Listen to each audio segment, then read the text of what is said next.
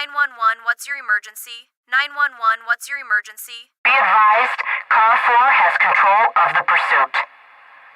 Proceed with caution.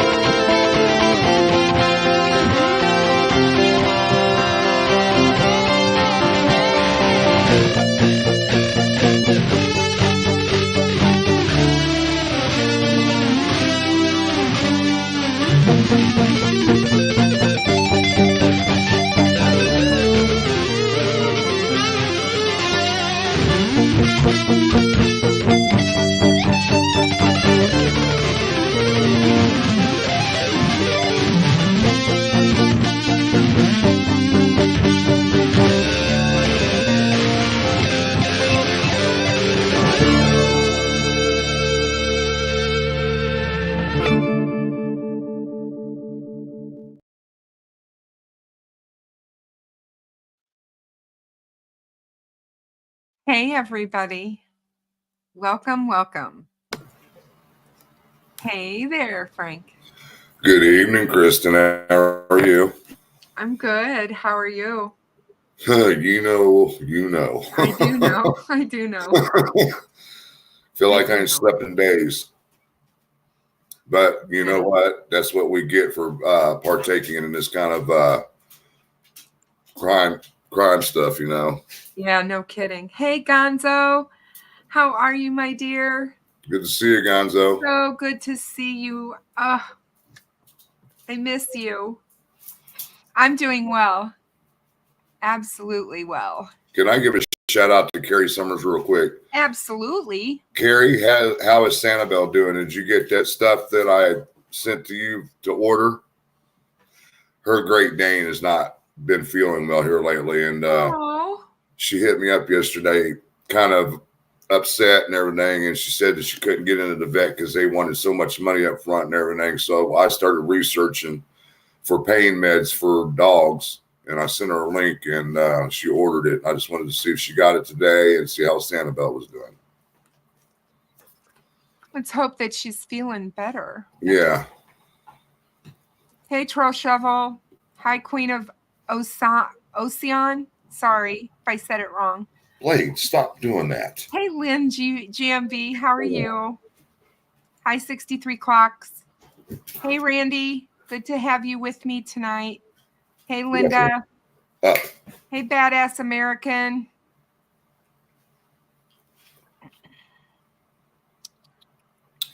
Me and you were just talking about that, Kristen. Yes. Hi, my Charlie. Hi, Lisa. Thanks for being here, my dear.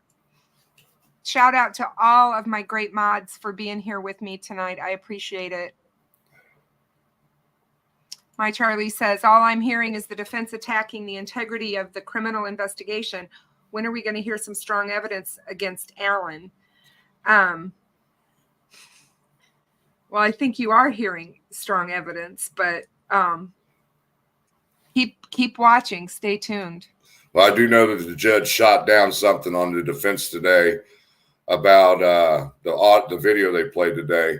And the defense objected to something that was said in there, and the judge was like, it's already been played. So they're getting shot down left and right on everything. Hi, Joe. How are you? Hey, Jill. Good to see you. I hope you're feeling well. Hi, Melissa. Hey, Rescue, my sweet. How are you? Hi, Rescue. So good to see you. I hope you had a good time up there in Chi-Town today. Hi, GP. Hey, Linda. Oh, who else is in here? Well, there's quite a bit. Pipers, how are you? Haven't seen you for a while. Hi, Shane. Oh.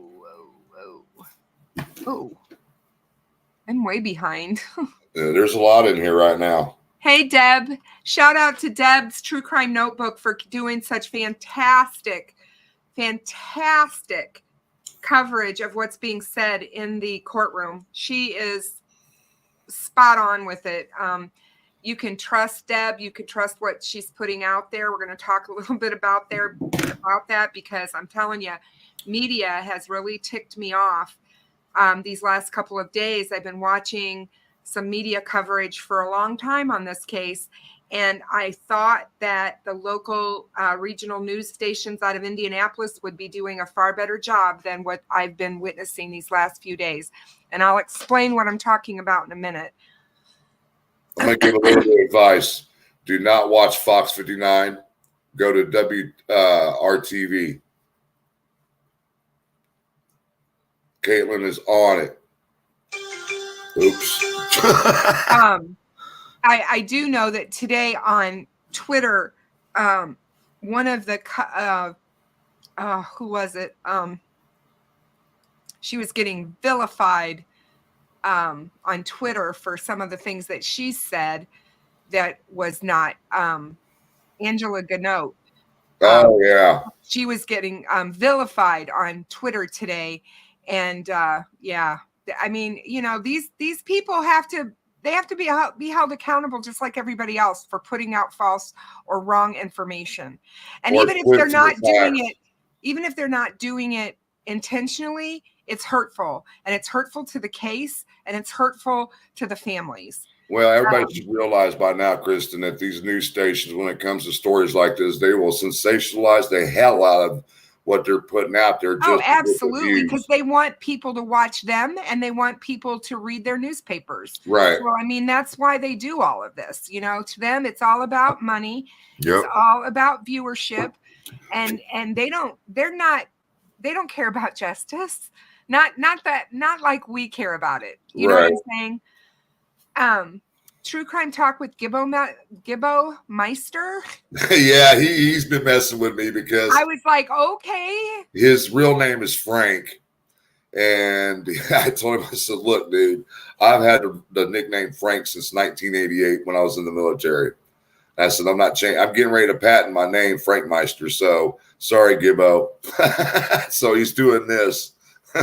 He's a good guy. Trust me. He is a good guy. Hey, John, how are you? Good to see you, my friend. Hi, Mustang. How are you? I know a lot of people. I stopped in real quick over to Steve at True Crime Web. He was having a good live stream. I'm going to have to go back and watch the rest of it. I didn't get to catch most of it, but I know a lot of people are coming in from over there. Hey, Annabelle Higgins, how are you? Hi, Daily Survivor. Good to see all of you. Hey, Deidre, how are you, my dear? Good to see you. Hi, Robin B. How are you? Oh my gosh. I thought I was caught up. Well, I will apologize to everybody right now that I didn't attend today's trial, because I've had very, very, very little sleep in the last couple of days. Hi, Witchcraft. And I will be back in there tomorrow. Hey, Nana73. Thank you so much for being here. Frank, it's okay. You know, you are entitled. I mean, I don't think a lot of people understand what it takes to run a channel and report on things like that, because reporters, journalists, they don't get a whole lot of sleep. Yeah, no, they don't. They don't. In fact, I was watching one of the people that is actually in the courtroom, one of the reporters, his producer was sitting out in a chair at 12:30 p.m.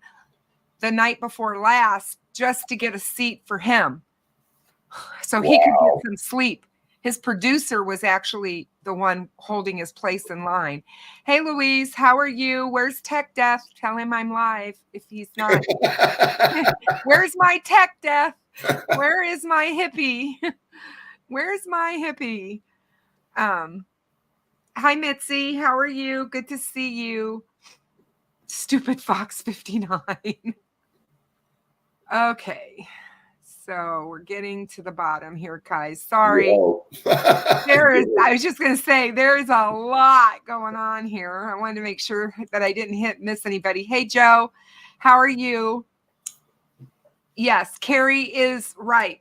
Rescue is a warrior behind the scenes for domestic animals. She knows so much about dogs, and her and her husband rescue their furry guys and gals and find them homes, and she's wonderful.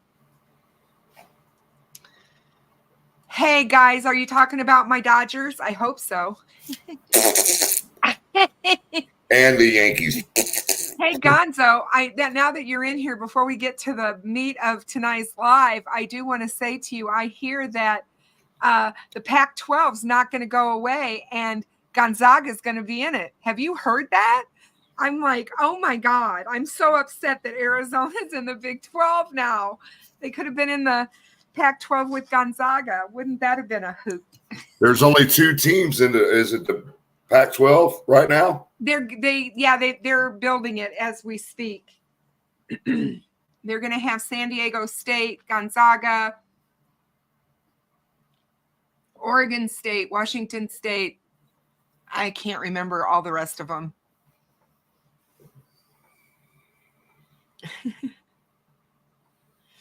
I know. It would have been amazing. It would have been so much fun. As a matter of fact, the NBA season starts today, regular season. I have been a Dodger fan since I was 5 years old. My dad was a Brooklyn Dodger fan. I started watching the Dodgers when Sandy Koufax pitched. We were living in LA at the time, and I've been a Dodger fan ever since. So nobody understands, because I live in Cub and Cardinal country, right smack dab in the middle of it. And everybody's always asking me what the hell's wrong with me, but I'm a Dodger fan. It is going to be madness. Cubs all the way.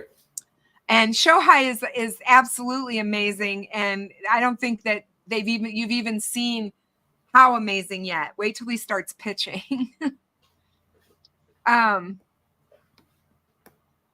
Oh, yay. Thank you. I'm so happy. I know you're a Cubs fan for life. I love that. Yeah, there you go, GonZo. I love that about you. Because they're my second team. If I had to have a second team, it would be the Cubs. I was so happy to see them win the World Series. And they won it in my mom's lifetime, and my mom wanted to see that. So it was pretty cool.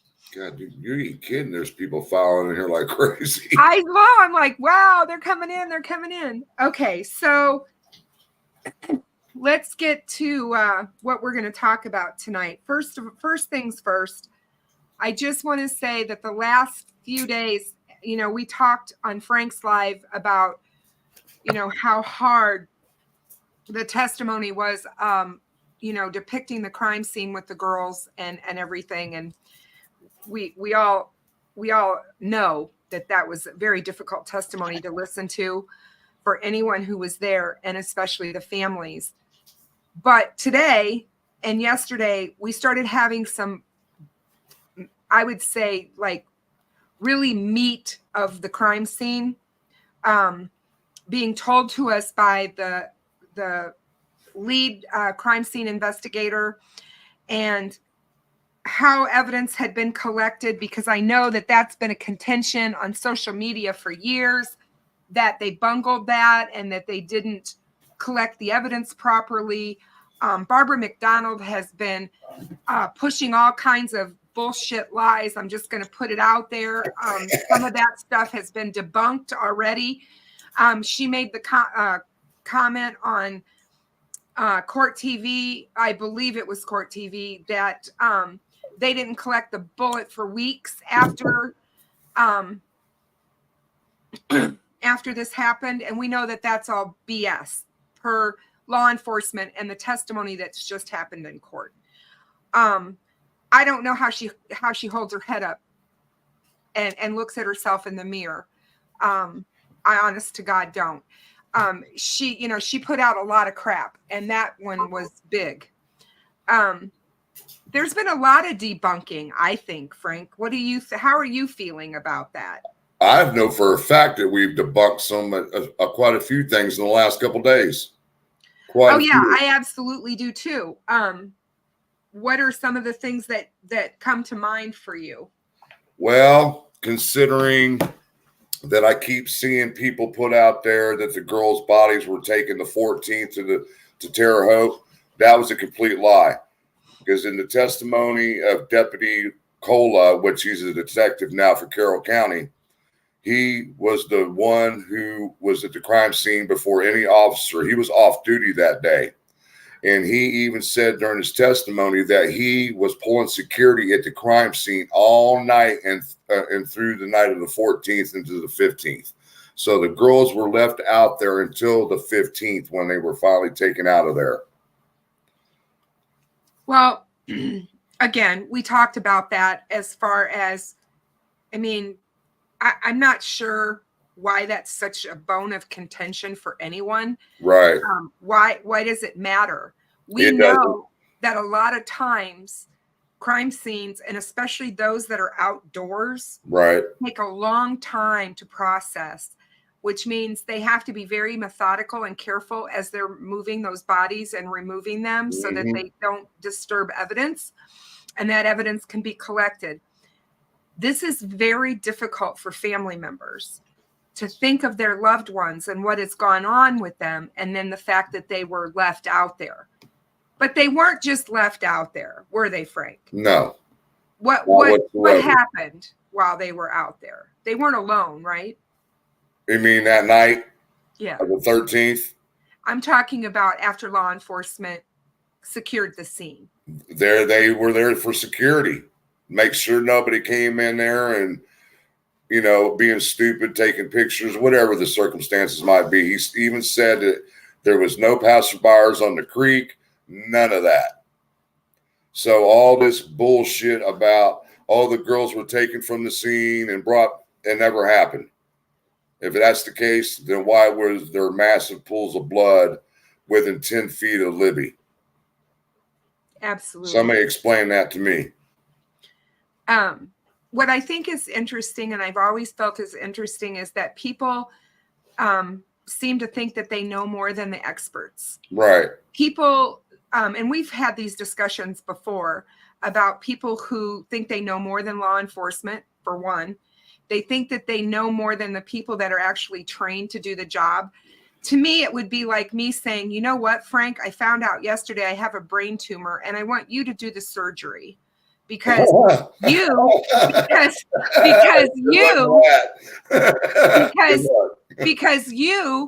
not only stayed at a Holiday Inn last night, but you Googled how to do it. So you know more about it than a neurosurgeon would know. Right. You see, I know that sounds extreme, but to me, that's exactly what we see here. We see all of these armchair detectives, people who think they know more. They've done that for years, thought that they knew more than law enforcement. law enforcement knows more than us. They investigated this case. We didn't, you see? And so I'm like, that has just always bugged me, why people think that they can be more of an expert than the law enforcement people who've gone to school to learn how to do this and have been doing it for years. The crime scene investigative person I apologize, you guys, because I can't remember his name. What's his name? Dang it. 24 years on the job. Oh, you're talking about Sergeant Page. Yes, 24 years. This man has been doing this job. Are you kidding me? And we think we know more about how to do it than he does. And, you know, just going there because Rosie is being an ass. Oh, yeah. You know, and he's supposed to be. I mean, I get it. You know, they're trying to take these guys, these professionals, and slip them up, you know, put pressure on them. But I hate the way they treat them and how they talk down to them. And they said that today he was very combative. Well, one thing that really pissed me off today was that he wanted to use the term magic bullet. And I'm sitting there thinking, dude, we're not in the John F. Kennedy era, dude. No, we're not. I mean, they like using those kinds of words, you know, or statements. Remember you know, there's a difference between an actual bullet with a casing, and there's an actual difference between a lead. What's the word I'm looking for? I can't think of the word, but the actual round that comes out of the casing. Oh, what do you? I know what you're. Are so bottled right now. I know what you're. I know what you're talking about, and I can't. Hey, Louisa, I haven't seen you in a long time. How are you? Lead projectile. Projectile. Yeah, the lead projectile. Yeah. And what we had at the crime scene for this case was the whole bullet and casing. The John F. Kennedy case was just a lead projectile. So why would you say magic bullet? No, exactly. Well, they're saying magic bullet because they believe that the bullet was put there. They don't believe, you know, they're trying to make it seem like that bullet doesn't have anything to do with their client, even though it matches his gun. And they're going to have to me, they're going to have to explain that. They're going to have a good explanation for why. Well, to me, in the testimony on Monday between Cola and Page, it was almost like they did question them about what kind of weapons they used. And I'm like, what are you trying to implicate? Are you trying to figure out if they carried 40 calibers back then, which they didn't? Right. They didn't. They carried 9mm. Yeah. P265 9mm. John France, the magic bullet was inflammatory, and she actually, Nick objected to it, and she sustained it and said that, you know, that was uncalled for. Yeah. I mean, imagine what the jury's thinking, because there's quite a bit of older people that was around during the John F. Kennedy time thinking, why would he use that term? I mean, it's like you're stealing stuff from the Kennedy case, you know? Oh, yeah. You can't compare two cases like that.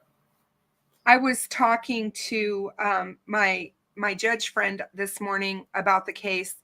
And one of the things that he said to me about, because they're talking about the alibi situation in the chat right now that I see. And he said, you have to remember that it is against the law for the defense to come out and say something they can't prove. So, like, they can't come out and say, they can't just throw out anything that they want to when it comes to an alibi. They have to be able to prove that alibi. So if they were to say, you know, Richard Allen was at home watching TV at, you know, 2:15 or whatever, he was already off the trails and back home. They have to be able to prove that. They can't just say that. That's why we have not heard an alibi from Richard Allen's defense team, guys. Now, they may come out with one, but we haven't heard one yet. And he explained to me today why. Why is there no alibi? Because he probably doesn't have one. His alibi is he was on the trails at the time they don't want him to be. Those defense attorneys wish Richard Allen would be anywhere else than where he said he was. But he done told us where he was. He saw the 3 teenage girls at the beginning of the trail system. They saw him. He goes flying by, you know, man on a mission. They said he had his head down, his face covered. He looked like he knew he had somewhere to go. He was, you know, he had a mission. He was going somewhere. According to him, he was just kind of out there for a stroll and, you know, watching a stock ticker and was going to look at the fish. Well, I'm here to tell you, if he was at the bridge looking at the fish, he would have seen Libby and Abby. He would have seen Bridge Guy. Bridge Guy. Why didn't he see Bridge Guy? The other 3 girls saw Bridge Guy. He didn't see Bridge Guy because he is Bridge Guy. I mean, there's a reason. And to me, you don't have to be a rocket science to figure that out. And to me, that's the biggest thing is why didn't Richard Allen see Bridge Guy? If it was someone else, if it was somebody else, you guys, because he was out there at the same time. And yeah, he was on a mission to go look at fish. Randy says he calls him the ghost of Delphi murders. Yeah, he would have seen Abby and Libby as well. You know, they that were all there at the same time. You know that today they tried to basically get the Otis shit in there, right? No. They asked Crime Tech about the sticks that were on the girls. Okay. Oh yeah. And he said, "What it looked like communication to you?" Right there was they were trying to sneak in the Otis shit. Yeah.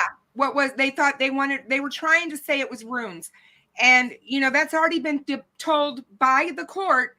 You can't talk about that. So they're just trying to get their shit around that. Right. And I hope she burns them if they really keep up with that, you know. And we talked about this before. We knew they were going to try to sneak it in somehow. And when they said communication, I'm thinking, what do you mean? Are you trying to say that these sticks were trying to tell somebody something? Come on now. And we found out today it was debunked. The CSI guy said, none of the twigs or sticks were cut. Like they said, they were freshly cut at the beginning when the defense came in. Yeah, the defense talks about that in the Frank's motion. Yeah. And Barbara McDonald talked about it when she was drawing the picture of the runes. And remember when she was drawing the pictures of the sticks on court TV and I wanted to smack her. I wanted to reach right through the TV and smack her. What are you doing? Why are you doing this? You know, before this is shown in court, why are you doing this? And we've got crazy people out there following this case. There's crazy people following it. We've known that for years, but there's people out there that have an agenda, you guys, and I firmly believe that. The agenda is not good. We still have crazy people on YouTube. Did you want to even talk about what happened 2 hours ago? You might as well, because this individual took him down right after, within a few. Yeah, I saw that because I went to report it. Well, I don't give a damn that anybody says. I'm calling his ass out right now. Pick your poison, 4 pit bulls. Meet me anywhere. Just fucking meet me anywhere and pick your poison, bro, because I got something for your ass. Because this is bullshit. The family doesn't know you personally. I've spoken with them. They don't know you personally. They just knew that you wrestled with Derek on the wrestling team. That's all they know about you. They don't owe you an apology for shit. So if you want to meet up somewhere, pick your poison, dude, because I'm done with this shit. Well, it's just pathetic. And I really do hope that people like him and others, when this is all said and done, they get a knock on the door from law enforcement and an arrest warrant for obstruction. Because, you know, releasing crime scene photos while a case is going on is, it's bad enough. We already know that they've been released and that the defense did that on purpose last year. No matter what, they did it. I mean, I firmly believe that. And even if they didn't do it on purpose, the incompetence of allowing it to happen from attorneys that have over, what did they say, collectively 100 years experience is ridiculous, which is another reason why I find it so difficult to believe that they weren't involved in it. But we've talked about that. The crime scene photos were released a year ago, and the crime scene photos are released, and another person unalives themselves over that whole fiasco. Right. We already have a man who was a father and a husband who killed himself over this situation. And now we've got another idiot out there doing it again. And this time while the trial is going on. And I don't know who this person is. I don't care. I went to his channel and saw that I'm all over it. He's got all kinds of videos up with my face on it. And I'm like, I don't even know. Me and you especially working together. I don't know who this person is, but all I can tell you is he's got like 1,100 followers. He's a nothing burger. This guy is a nothing burger. But the sad thing is that this shit gets back to the families, and this is so hurtful to them.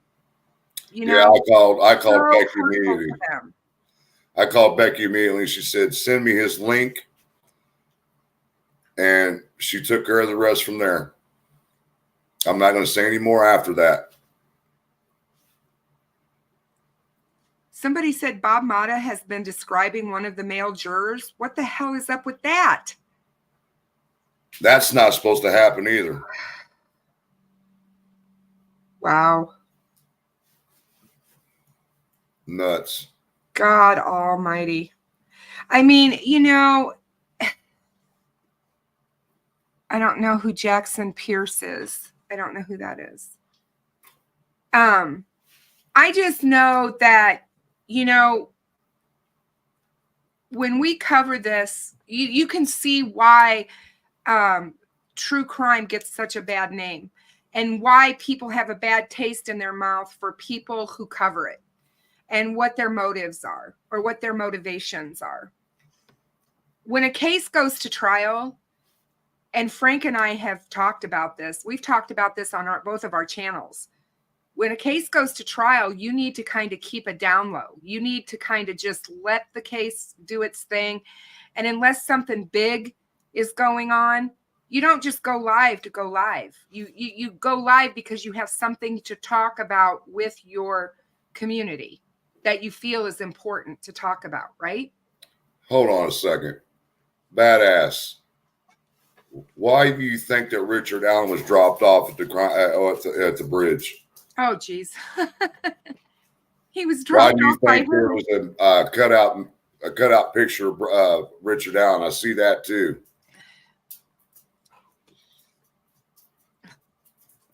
There ain't no time for that.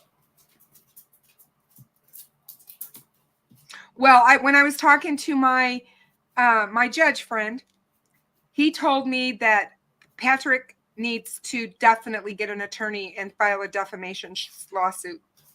He's got my attorney's information. So, Patrick, if you happen to be watching me at all tonight, make sure that you follow through with that, because you have every right for a defamation suit against these attorneys for what they've done to you and your family. The comment car mentioned by Betsy, seeing only the comment car, Frank, is why. So he's going by what that Betsy Blair is saying. Didn't say she saw the kind of car that Richard Allen was driving. And she testified today. Betsy did? Yeah.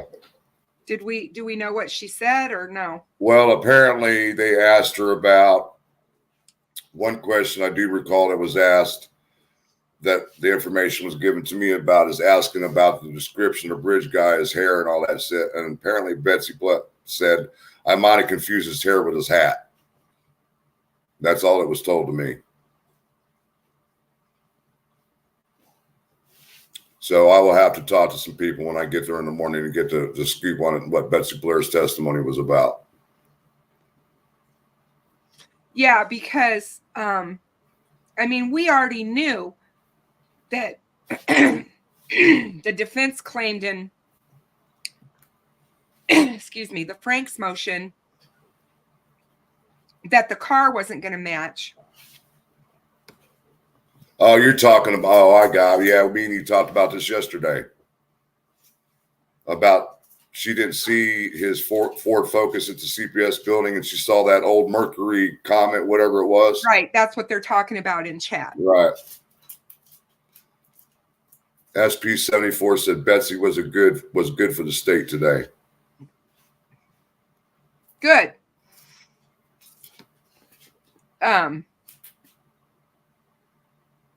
Badass said, Frank, if I wrestle, it's going to be in Jello with you. Oh, Lord. Oh, Lord. Oh, Lord. Oh, Lord. I pay to see that.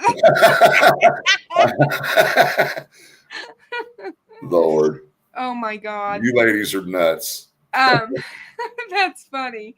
So, you know, I was thinking about how Rosie was so hard on the CSI guy. Yeah, on the CSI guy. And I'm like, I'm really anxious to be able to talk to a CSI person about that. And I just want to mention, you guys, that I will have Cheryl Mack McCullum back on my channel on Thursday night. And she will be my guest. And we're going to talk about the crime scene investigator's testimony and how she feels about what was said and what has come out so far in the trial. Frank and I talked about it today, and all I can tell you is, and I agree with him, I don't see this case going a month. No, I think they are going boom, boom, boom. They are on it. Going right through their witnesses. It's just going boom, boom, boom. They're not taking their sweet time. They are just absolutely. Hold on a second. Jinx just sent me something. Yeah, I know. I had to turn the ringer. Jinx just sent me something. I got to look at it. It's got to be important. I had to turn the ringer off on my phone. Blade, that's enough. Damn, dude, I can't take you out right now.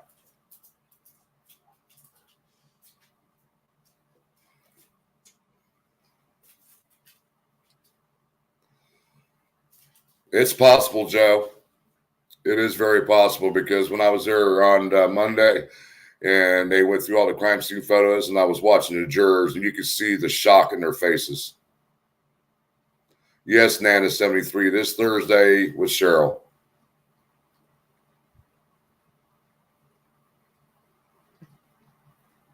Oh, wow.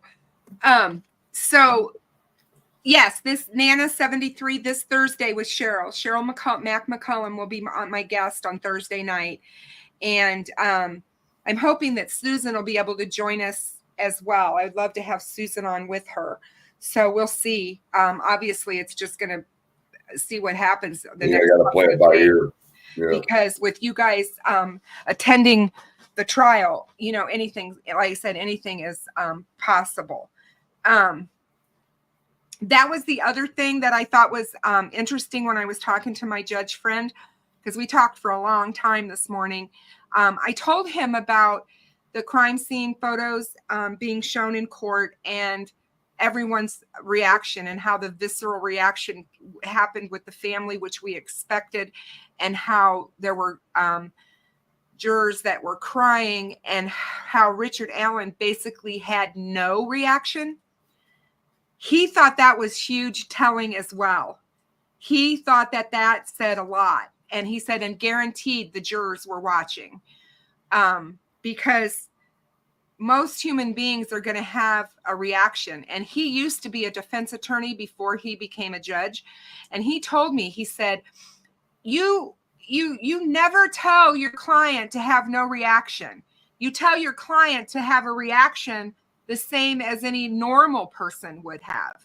So if you're seeing horrific crime scene photos of little girls in the state that Abby and Libby were in, what's your reaction going to be? Most people are going to be horrified and have that horrific reaction.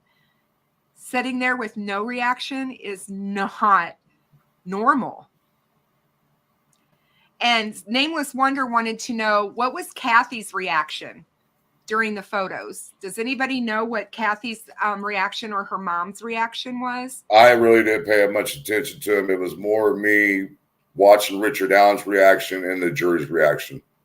And of course, interesting to know what their reaction was. And of course, I sat behind the family, and it was heart-wrenching, very heart-wrenching. Oh God, I had to keep my composure, and then when they let out for lunch at 11:30, I decided I wasn't coming back for the day. And as soon as my ride picked me up, I just let loose. Nameless said, Frank Meister, I'm late to this live, but did you see and hear the footage? And what did they show or say new today? Also, do you see evidence Alan was dropped off or picked up that day? I wasn't there today because of very little sleep the last couple of days, so I took the day off. But I will definitely be there at 2:30 in the morning to be in line to get in. Nana, thank you so much for your support of the live stream tonight. $20 super sticker. I appreciate it very much. Thank you. Thank you, Nana. Gail says, oh my goodness, I didn't know you were live. Hello, everyone. Yeah, I'm not so concerned truly about what Kathy and his mom thought, but I do think that it's kind of bizarre what his reaction was. And because I didn't want to see those crime scene photos, but I did see them because they were posted on that idiot's channel. And so when I got sent there, obviously they were there and I saw them. They're horrific, you guys. That's not something you want to remember these girls like. Trust me, it's just not. I still do not see runes. I don't know about you. Now that I've seen the crime scene photos, I still don't see what the heck they're talking about. Remember the last walk we all attended together? Yes. How many times did we point at runes in the woods as we were walking the trail? I know, exactly. I mean, they were just sticks, you know? Yeah, and it looked like runes, but I'm just like, where are you getting a fucking rune with sticks just laying on the ground? Yeah. I mean, I was going by, I said, oh, there's a rune. There's a rune. It's like, okay. Well, they have to have, like I said, they don't have anything, so they have to come up with something, and this is the best that they got. I really think this jury is paying really close attention. Everything that's being reported out of the courtroom is that they're taking copious notes. They're really paying attention and asking lots of questions, which I think screams great for the state. I really do. I mean, I do know one of the questions today from the jury was asking the CSI guy their procedure on collecting evidence. So we do know that. It says, Judy Holiday says, there is a well-known YouTuber that is pushing law enforcement tinkering due to Abby being able to use her finger to access Libby's phone. Bullshit, guys. That is not true. That is all bunk. Do not believe it. And whoever it is, leave their channel. Don't support them. That's crap. Because they gave Libby's passcode in court when they were questioning Derek. Yes, they did. God. Makes no sense why they would put that crap out there. No. Thank you, Gary, for the super sticker. Oh, Carrie, thank you so much. I appreciate you. Thank you, my dear. But yeah, I mean, like I said, there's just so much disinformation. Now, speaking to why I'm so upset about the media, you guys, I have followed the local media around Indianapolis for 7.5 years regarding this case. There's a lot of the investigative journalists that I respect, that I feel do a really good job. I was working out this morning. I got done and I happened to be waiting for my brother, who was also doing his cardio rehab at the same gym that I belong at. And so he was doing that, and I was waiting for him to finish.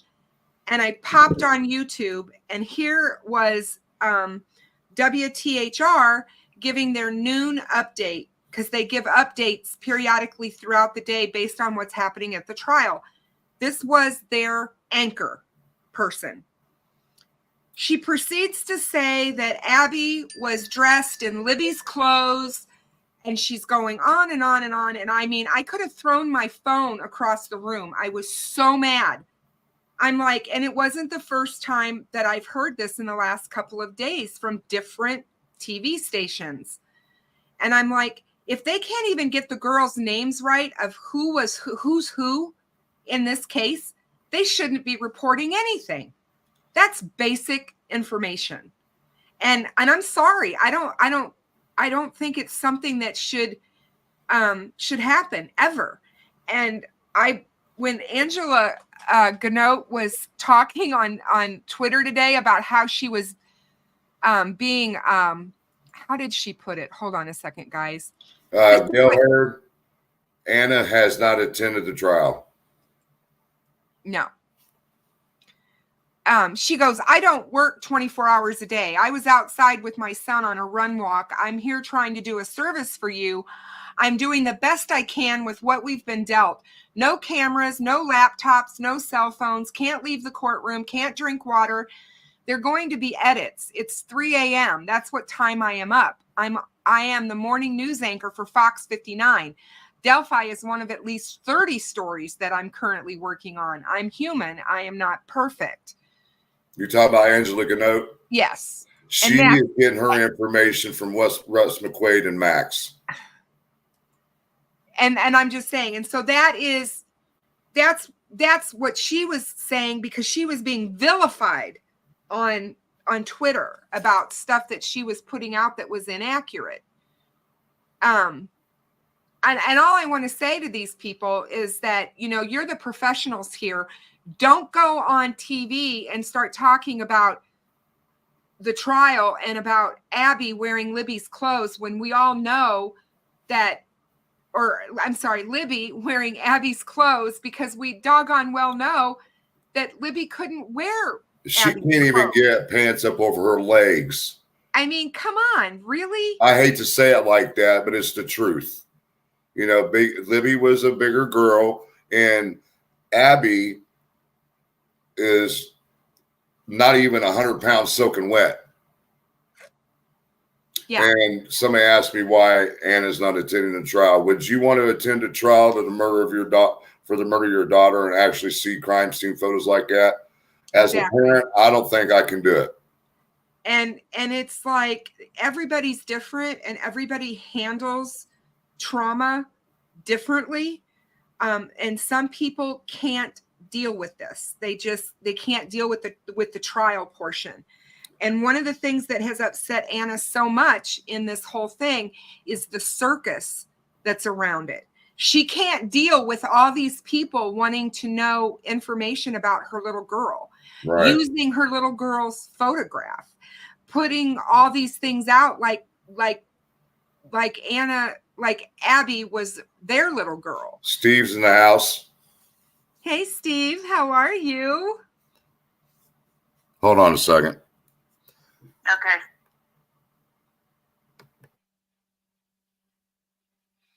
I don't know. Has anyone noted any juror with intent focus on Richard Allen? Has anybody been watching them? That's a good question.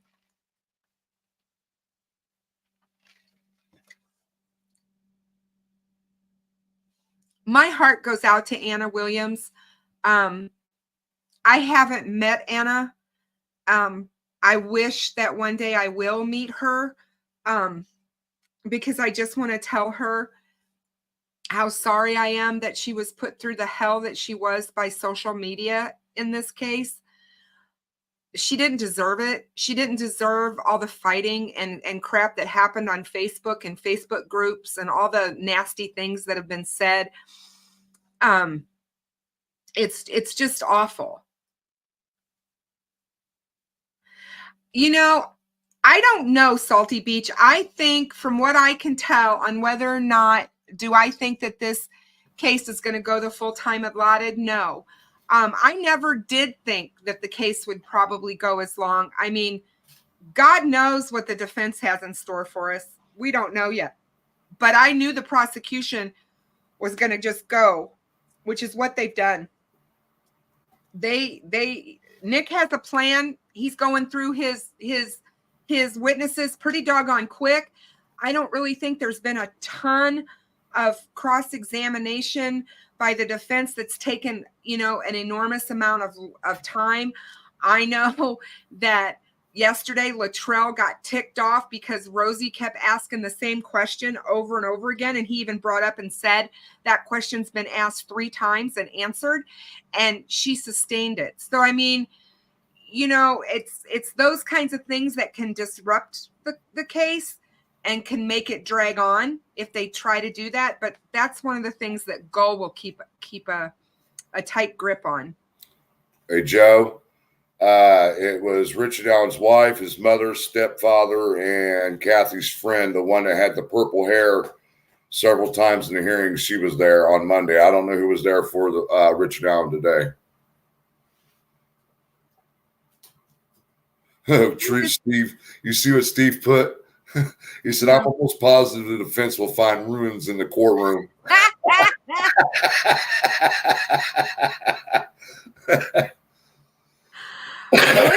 What is she talking about? That PA situation is out of line. Oh, what are they talking about? I have no clue. Okay. Yeah, I don't know what that's all about. I do too, Louise. I hope Anna finds peace. I don't know that she's going to anytime soon. Sadly, these families have been kind of put on, their grief has been kind of put on hold. They've not really been able to work through it because of the case. So let's hope, there's going to be an appeal no matter what if he's convicted. So it may not be over for quite some time. Rainbow Bright, a groupie. That's what I called her. I came up with that name, Rainbow Bright. And then she messaged me the next day on YouTube, hey, this is Rainbow Bright. I said, oh. Steve, if you're not doing anything on Thursday night, I'd love to have you on with Cheryl McCullum. She's my CSI out of Georgia. And she's currently a working CSI. And I would love to have you on with her if you're able. Let me know. I know you're busy, and I know that you are out there working hard. Shout out to Steve with True Crime Web, you guys. If you're able to support him, please do. He's doing fantastic work on so many cases. Some of them he can't talk about because they are working so close to things that they just can't divulge.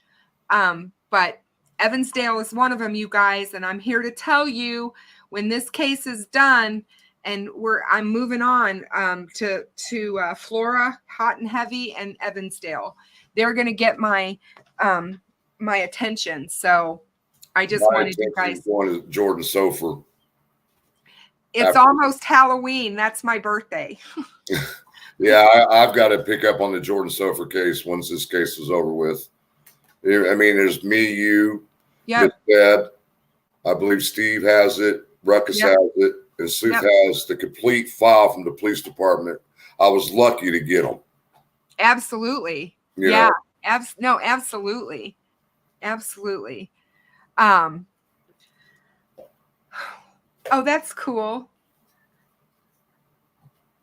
Corgi Mama designed a candle, a coffee-scented candle for Steve from True Crime Web. That's pretty cool. Yeah, no, I'm glad that somebody's there for Kathy Allen. No matter what her position is in this case, she deserves support as well. We've talked about that. the Abby and Libby's family are not the only victims in this case. And that's, that's the way it is. What else was I going to ask you about that took place today that we heard about this morning? I guess I didn't realize that they had gotten into, until right before I went on live, that they had started getting into the witnesses. Yeah, they had Rayleigh up there today. Yeah. And questioning her about the height and everything of the person they saw. And see, to me, again, that is just subjective, you guys. Right, exactly. That is so subjective. I mean, a teenager is not going to necessarily, you don't know how close they were, how close this person was to them. I know that one of the girls said that he was came up to her shoulder or just a little bit past her shoulder is what we've always said, or somebody always said. So I don't know if that's true. I want to wait until everybody testifies here. But at the same time, we've talked about eyewitness reports as far as remembering. She's sitting on the witness stand trying to remember way back 7.5 years ago. And she even admitted she doesn't remember what she said back then. And just like that, with the situation when everybody was on Kelsey's things that Kelsey was saying, and then she would change a few words here and there over the years. And I said, you guys got to remember, these were kids. Yep. Back then. They're not going to remember word for word that they have said 7.5 years ago. It's not going to happen. Right. And see, that's another thing. That's another reason. Hold on a second. I had to turn my phone over so I wouldn't see anything chiming in. Yeah, the SP-74, and that's when Nick came in and said and showed the picture of her and the other witness standing at the bench and said, look at the heading on it, what time you guys were there, and it said 1:26 is when they saw allegedly BB. Wow.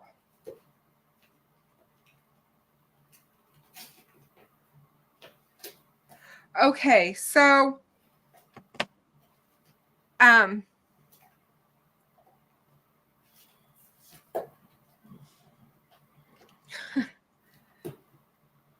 Jinx said that on Monday when they were showing the crime scene photos during the morning session that Kathy and Richard Allen's mother complained to at lunch to Baldwin and Rosie that they could see them, that they could see the crime scene photos, and it was making them sick.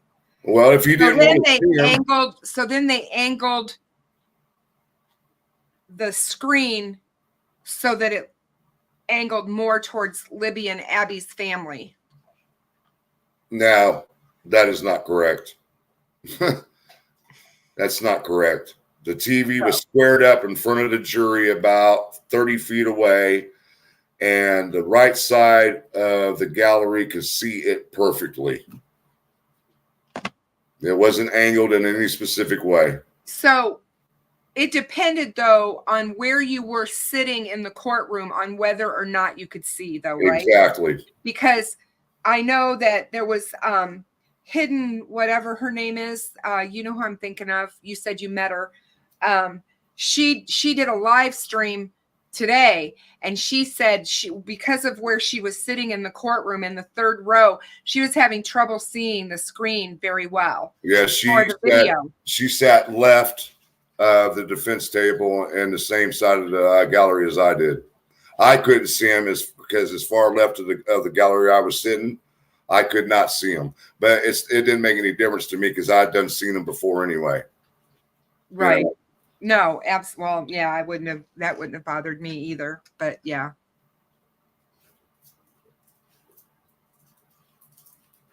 Yes, there was 67 or 60 exhibits that were shown on TV. On the TV. Never mind. I'm sorry. I apologize. I absolutely apologize. She wasn't talking about the big screen. She was talking about the laptop, and it was from August 23rd. The laptop? Yes, the laptop. August 23rd was the closed door hearing. She said the laptop, they were complaining because they could see the crime scene photos on Rosie and Baldwin's laptop. Oh, okay. I got you. How is that possible? August 23rd was the closed door hearing. She was not in there. I don't know. I may be reading this all wrong, so I'm going to be. It was closed to the public. Tech desk in the house. She said, read it. You need to read it. Well, put it up on this. Oh, it's on your phone. No, it's on my phone. She sent it to you too, I think. Did she send it to you too? Who was it? Jinx. Okay, hold on. She didn't send it to me. She goes, I'm not talking about the big screen. I'm talking about the laptop. That was on the defense team's desk. Hey, Jinx. Love you. Hey, Tech Death.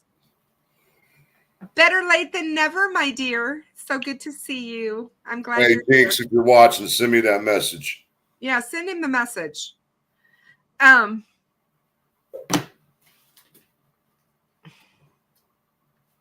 my God. So yeah, I don't know, guys. We just have to, like I said, just keep watching and listening and paying attention to what is happening and listen to everything. Okay, thank you, Jinx. It was the 3-day hearing as she's referring to. Yeah. Oh, yeah, I remember that.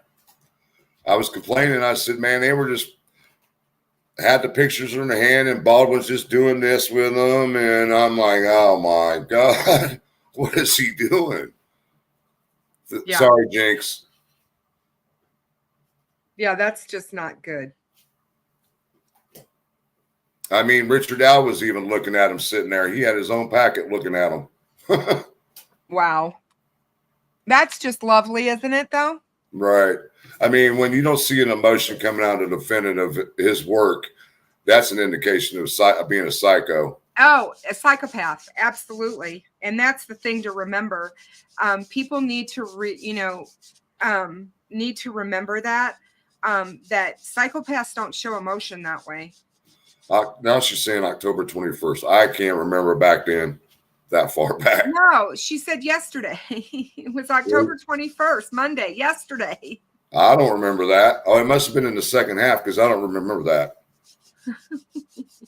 Well, like I said, I wasn't paying attention to the defense. I was more concerned about what was going up on the stand and watching the family and the jury. Yeah. Sorry, Jinx, again. So, but yeah, I mean,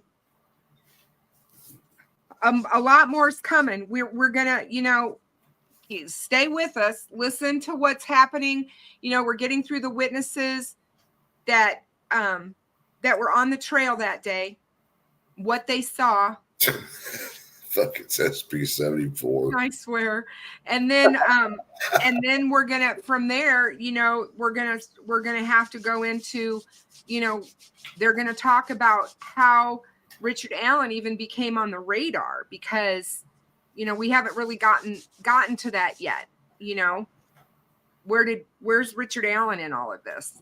And how did they come, you know what I mean? How did they come to him? Well, we know that there was we did find out in court that it was a woman who was going through old files in this case that found Richard Allen's interview with the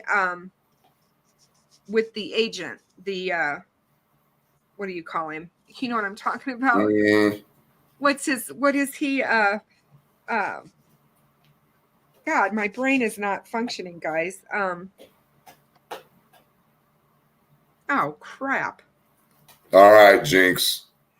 The conservation officer. Sorry. Van Doolin. Yeah. So we know that she's the one, there was a woman who found who found that lost interview. And honestly, I don't think it was really lost. It was the way it was labeled. I think that was part of it. You know, I was talking to my judge friend this morning about it, and I told him, I said, this got so messed up. I said, when you stop to think about what he wrote down, this was all handwritten, and he wrote down on his note, need to check out the 3 teenage girls. That's what was most important in Dan Doolin's mind, was the fact that there were 3 teenage girls that was noted by Richard Allen. Right. So he's thinking, probably, was this a, you know, these girls, were they somehow involved, or did, you know what I mean? Did they, whatever, was it a friend kind of thing that went awry, whatever. That seems to be his level of thinking that day. But then he wrote down Richard Allen's name wrong. Right. He put down Richard Whiteman, which was his address. Yeah. So he lived on Whiteman Drive. And so, you know, it got filed wrong. And if anybody was looking, you know, there wasn't a Richard Whiteman. So when that all found out, that's how come everybody's like, that's where the mistake was made. 5.5 years to find this guy. That's where the mistake was made. It was just filed wrong because it was labeled wrong. Yep. And again, not calling out law enforcement, because I'm not. Those kinds of things can happen. Mm-hmm. People are human beings. They make mistakes. And all these people that sit in judgment on this case about how inept these investigators were and how they were like the Keystone Cops and all this other stuff, get out there and apply and become a police officer and go to work and start doing this job and see how easy it is and how much better you would be at it. That's all I'm saying. Where's Ruckus when you need him? He's been working. He's building a house. I know he is. He is. He called me today. He's been busy as ever. I know he is. He's got a lot of stuff to do before he goes to Evansdale. He's off. He's going to be going to Evansdale soon. And so he's trying to get some stuff done so his wife doesn't have to worry about it while he's gone. But I miss him. I miss Ruck. Yeah, he's in bed. Oh yeah, no, he goes to bed at 8:00. What is that? What is that case? The sheriff that shot the judge. What's going on in Indiana? No, it was in Kentucky. Oh, I thought that was in Indiana. No, sorry, guys. Man, that's pretty bad when you got the sheriff shooting a judge. From what I understand, he found the judge's phone number on his daughter's phone or something in that nature. Yeah. I mean, they showed the video of him in the judge's chamber actually shooting him. I said, you got to be kidding me. They're actually. Did you hear about that teenager that they arrested for all those 5 murders? 5 murders in Washington. Yeah, his family members. Yep. I heard that today, and I'm like, oh my goodness. Whew. Yeah. And that's the thing too. I agree with CJK. There were mistakes made in this case, you guys. There's mistakes made in every case, but it doesn't negate the fact that Richard Allen was bridge guy. Right. You know. But hey, listen, Chris, I'm going to have to cut short tonight because I've got to be up for 3.5 hours. Absolutely. Okay. We don't have much more to talk about anyway, and I'm so glad you came on with me tonight. Yes, ma'am. Thank you so much for being here and for covering the case with me. I appreciate everything that you do, and I hope that you get a good night's sleep, and I'll be anxious to talk to you tomorrow after. It ain't going to be a good night tonight. I've only got 3.5 hours to be up. But I'll tell Blake to leave you alone. But I appreciate you having on. Hey, as soon as I can, guys, if I'm able to get back into the second half, it'll be a long day. And once I get home, I'll set up a live and I'll go over everything that takes place tomorrow, guys. So just pay attention. See you later. All right. Good night, guys. Good night. Good night, guys. So, Steve says, I don't miss Ruckus. I replaced him with a rock, which I place in my passenger seat. Same intelligence, talking points. Oh my God, Steve, you guys crack me up. You crack me up. I miss both of you, actually. I really, really do.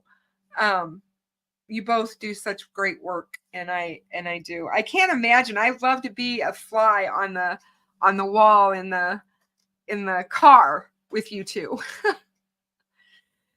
But yeah, guys, that's all for me tonight. I just basically wanted to come on and talk about the CSI's testimony and the fact that he was adamant when he was cross-examined by Rosie on whether or not would you have taken more photographs that you have the bullet if you had the opportunity, and he was adamant no.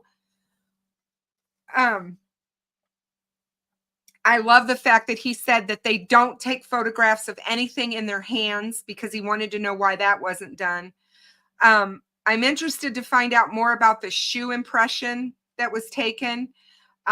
It'll be real interesting to see what comes out of that. But I think we all are excited, SP74, to hear about the recorded confessions and what the letter states that he wrote to the warden. And all of that, and how they're going to get through all of those, because there's a lot of them. And yeah, he's a very arrogant, Stephanie. Rosie is a very arrogant person, and you can very well see that, but that's the kind of defense attorney that you want, just so you know. All right, guys. Well, I'm going to head out of here and go take care of Loki because he needs me to let him out and stuff. So I'm going to do that. And you guys take care of yourselves. I will be live on Thursday night with Cheryl McCullum, and she's the CSI that I had on earlier this fall. If you guys don't remember, or if you don't know who she is a very famous CSI. And she is wonderful at what she does. And so she's going to be here with me to talk about the crime scene testimony. So thank you all for being here. Please subscribe. If you like my content, press the like button. It helps my algorithm on YouTube. And I just appreciate all of you being here. But yeah, thank you guys, and good night, everyone.